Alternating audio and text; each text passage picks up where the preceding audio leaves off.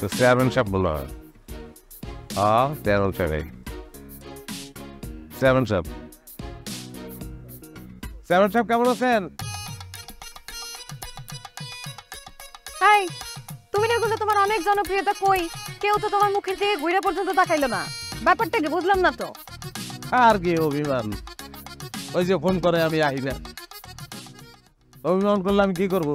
হ্যাঁ টাকায় কি আমার কাম নাই? করো তোমরা অভিমান, গহর সর্দারের তো টাইম নেই। ওই বেটা তুই গাড়িতে বলি কেন? আপনি গহর সর্দার? হ্যাঁ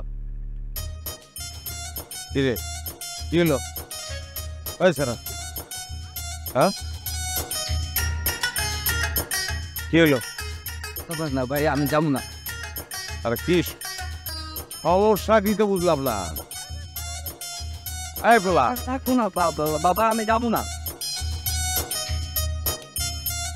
আরে কি রে বেটা?